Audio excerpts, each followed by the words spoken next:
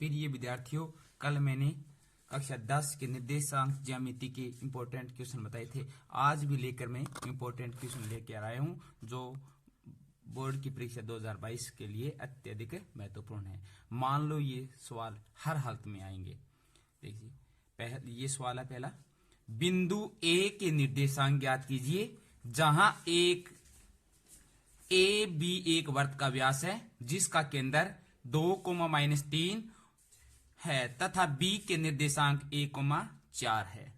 तो question start करते हैं। यानी कम समय की वजह से मेरे पास पहले मैंने ये नोट्स बना लिया था और मैं आपको समझा रहा हूं।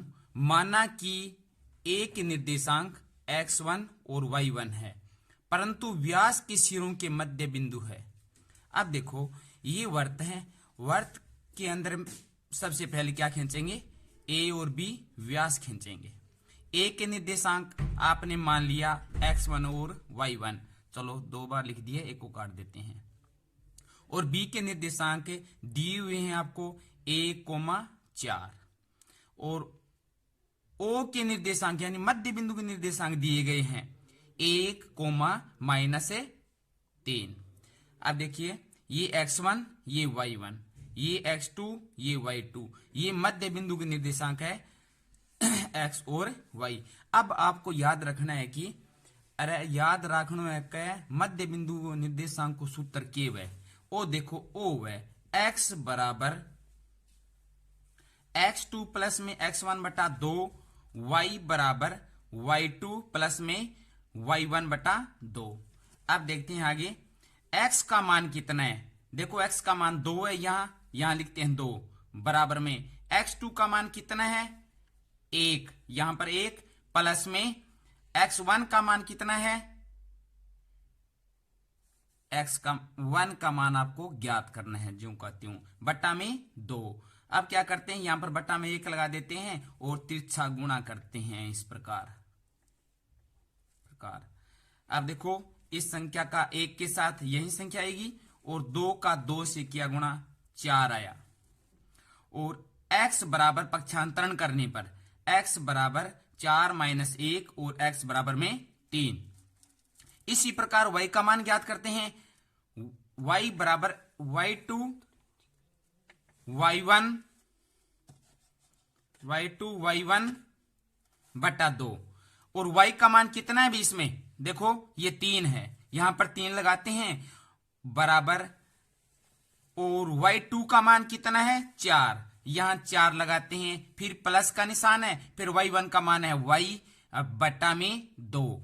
अब 3 के नीचे यहां लिखते हैं भाग में 1 और तिरछा गुणा करते हैं और y यानी 4 प्लस y को 1 से किया ये संख्या और इसको 3 का 2 से किया -6। तो पक्षांतरण करने पर यानी संख्या ने y गुमान अपन निकालना है, एक साइड में रख लो और संख्या ने पर न ले जाओ, ये मनी ना बात है। अब देखो बराबर -6 और 4 ने इन ले गया तो क्या हो गया -4। अब y बराबर कितना आ गया -10। अतः अभिष्ट बिंदु यानी ए के निर्देशांक आ गए 3, -10 वर्ष। ये सवाल बहुत ही इंपॉर्टेंट है, अब की बार 100% आने की संभावना है। प्रिय बच्चे ध्यान देना मेरी बातों पर। अब अगेंस्ट अगला देखो, बिंदुओं ए का निर्देशांक ये है और बी का निर्देशांक 2, 8 है को जोड़ने वाला रेखाखंड ए बी को 4 बराबर भागों में विभाजित करता है या बांटता है। तो देखो तो विभाजित करने वाले बिंदुओं के निर्देशांक ज्ञात करते हैं। सबसे पहले क्या करते हैं, एक लाइन खींचते हैं इस प्रकार, ठीक, और पहले वाले बिंदु पर ए और अंत में बी, इनके 4 भाग करते हैं, 1, 2, 3 यानी 1, 2, 3, 4 बन गए। ए और बी के मध्य में क्या है डी और ए और डी के मध्य में है सी और डी और बी के मध्य में है ई। अब सबसे पहले क्या ज्ञात करते हैं, हम ए और बी के मध्य बिंदु डी का निर्देशांक ज्ञात करते हैं। है तो निर्देशांक की मध्य में आपने लंबी लाइन होगी तो क्या होगी, चक्कर में ना पड़ेगा यहाँ। अब देखो बिंदु डी के निर्देशांक सूत्र लगेगा x बराबर x2 प्लस में x1 बटा 2, y बराबर y2 प्लस में y1 बटा 2, x बराबर में इसका मान x1 y1, x2 y2, x बराबर में x2 का मान है 2 प्लस में x1 का मान कितना है अभी, x1 का मान है -2, x बराबर में 2 प्लस माइनस 2, 2 से 2 गए 0, 0 बटा 2 0 मान। अब करते हैं y का मान, y बराबर y2 प्लस में y1 बटा 2, y बराबर में y का मान है y2 का मान है 8 और y1 का मान है 2, तो 8 प्लस 2 बटा 2 ये कितना हो गया 10 बटा 2, 5 2 10, यानी y का मान कितना आ गया 5। तो D बिंदु के निर्देशांक कितने आ गए 0,5, एक आंसर आ गया अभी।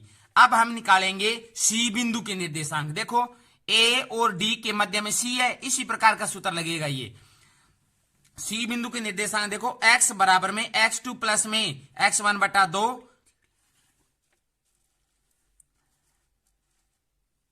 x बराबर में x2 का मान कितना है, देखो ये x1 y1 और ये क्या है x2 प्लस में x1, ये x2 आएगा यहां पर, देखो x2, ठीक है। अब देखो x बराबर x2 का मान कितना है 0 प्लस x1 का मान है -2, तो x बराबर में ये कितना हो गया -2 बटा 2 बराबर -1, और C के निर्देशांक कितने आ गए, C के निर्देशांक का पहले बिंदु यानी x का मान आ गया -1। अब देखो y का ज्ञात करते हैं, y बराबर में y2 प्लस में y1 बटा 2, y बराबर में 5 प्लस 2 बटा 2, यानी x1 y1 x2 y2 है, तो देखो 5 है y2 को मान हो गयो ओ हो गयो y1 को, अन दोनों ने जोड़ के 2 को भाग दे दियो 7 बटा 2 आ गयो, ठीक है नी। अब देखो C बिंदु के निर्देशांक कितना आ गया अपना गने -1,7। अब ज्ञात करते हैं C बिंदु के निर्देशांक, C का तो ज्ञात कर दिया अभी, E बिंदु के निर्देशांक। अब देखो D और B के मध्य में E है, इसी प्रकार होंगे, देखो इसी प्रकार होंगे D और E के निर्देशांक में अलग लिख लेता हूं और उनके मध्य में ज्ञात कर देता हूं। देखो ये देखो E बिंदु के निर्देशांक देखो ज्ञात करते हैं इसके निर्देशांक ज्ञात करते हैं D और E। अब देखो इन अंदर 0,5 और 2,8 है, इन x1 इन के मान लिया y1, इन x2 और इनके मान लिया y2। अब चलो x बराबर x2 प्लस में x1 बटा 2, x बराबर में 2 प्लस 0 बटा 2, 2 प्लस 0 बटा 2, x बराबर में 2 बटा 1, x का मान 1 आ गया। इसी प्रकार y बराबर में y2 प्लस में y1 बटा 2, y बराबर में 8 प्लस 5 बटा 2, 8 और 5 y2 प्लस में y1 बटा 2 है, तो 8 प्लस में 5 बटा 2 यानी 13 बटा 2। ई बिंदु के निर्देशांक कितने आ गए, ई बिंदु के निर्देशांक आ गए 1,13 बटा 2। इसी प्रकार प्रिय विद्यार्थियों ध्यान देना, ये सवाल जो मैं करवा रहा हूं मैं आपको हर हालत में हर दृष्टि से जरूर आएंगे, बहुत ही महत्वपूर्ण है, ध्यान रखना। जो विद्यार्थी घर पर रहकर पढ़ रहे हैं यानी शहरों में, तो वो ध्यान देना भी, ये सवाल हर हालत में आएंगे। ये प्रश्नावली बहुत ही बढ़िया है और आप देख रहे हैं संजीव पासबुक में वे बड़े बड़े सवाल किए हुए हैं, लेकिन मैंने सरल तरीके से करवाई हैं, इसलिए प्यारे बच्चों ध्यान रखना।